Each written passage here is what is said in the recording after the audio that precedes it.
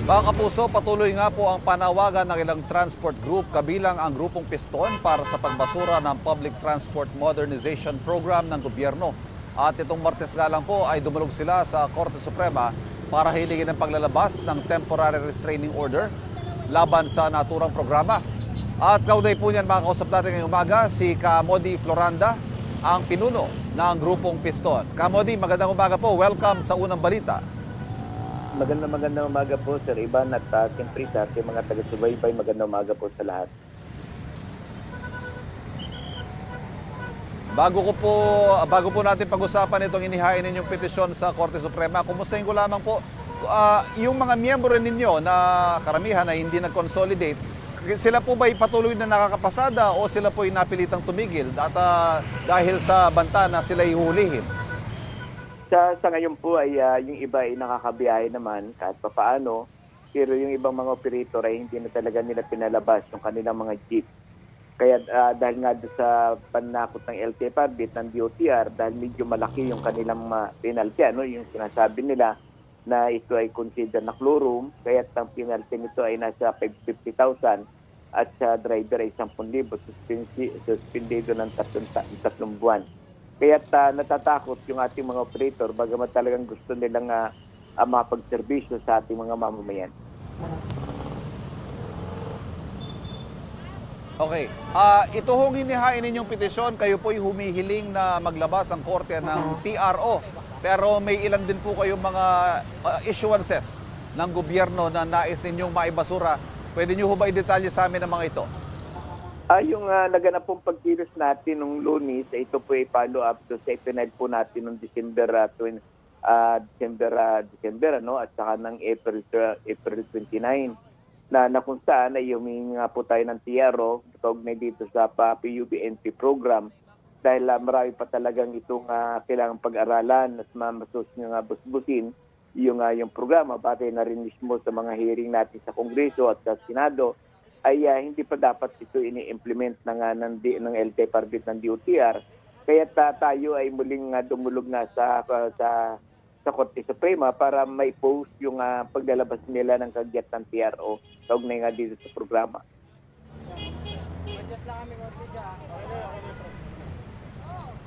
Okay. Meron din pong naganap na pag-uusap sa pagitan ninyo at ni Senador Chis Escudero. Tama ho ba? Pwede niyo ho bang may bahagi sa amin ano ang kinalabasan ng usapang yon ng mga senador? Masasabi ho ba ninyo na sa ngayon ay nakahanap kayo ng kakampi sa Senado? Sir Ivan, at tayo ay isibungan nung last hearing natin sa Senado na kung saan ay naglabas nga ng Senate resolution yung ating mga senador. 22 na senador yung pumirma doon sa kagyat na posisyon na isuspindi nga muna yung programa ng PUBNP dahil sa kalagayan nga na maraming katanungan pa yung ating mga senador at siyempre yung ating mga commuters sa ang sektor ng transportasyon.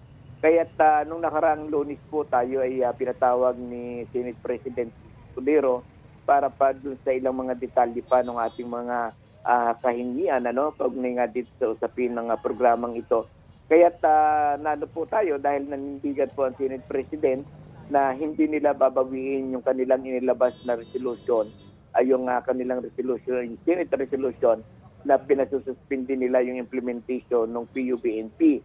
Ang sinasabi ni Senate President, yun namang mga nakapasok na doon sa programa, halimbawa yung nakapag-ano na po ng korporasyon, nakapagbuo na ng partiba, ay mananatili na sila doon. Ang pinasususpindi na lamang ng Senado ay yung mga hindi pa pumapasok doon sa programa ng PUBNP.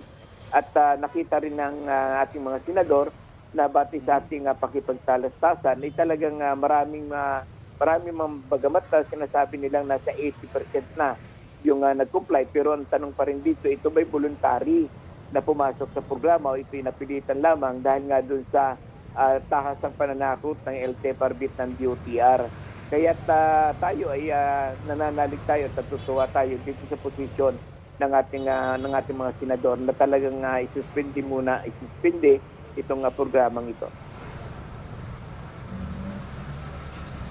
Pero Kamodi, ang sinasabi ho ng Pangulo, gayon din ng gobyerno, kayo daw ho ay minority na rito Yung 80%, umaayon na sa programa at 20% na lamang daw po ang piston at iba pa mga grupong tumututol dito. Ano ang reaksyon niyo dito?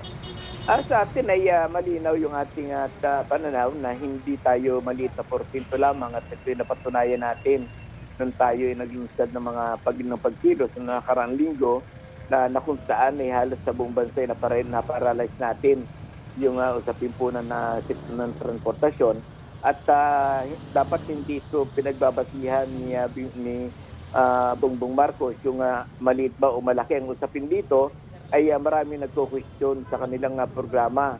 Ang sinasabi nga po natin, ang batayan ba ng 80% ay yung maraming sinasabi nilang maraming nag-comply o maraming napilitan para mag-comply lamang dahil sa gusto makapagserbisyo sa ating mamamayan at makapaghanap buhay ang mga driver at mga operator. Kaya sa atin ay tayo ay malinaw yung ating mga pinangahawakan. Batay din mismo po, Sir Ivan, sa datos ng LTFRB. Sinasabi nga po nila na sa 12,770 pa lamang ang mga modern na tumatakbo sa ating bansa.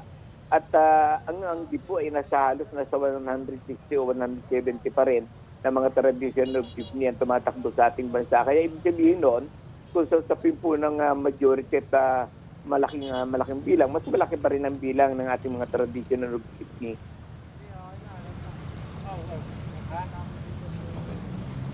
Kamo Dip Noranda, maraming salamat po sa ibigay ninyong oras sa unang balita ngayong umaga. Ingat po kayo. Maraming salamat po, Sir Ivan, at ingat po. Kapuso, para laging una ka sa mga balita, bisitahin at mag-subscribe sa GMA Integrated News sa YouTube. Sa mga kapuso abroad, samahan nyo kami sa GMA Pinoy TV at sa www.gmanews.tv.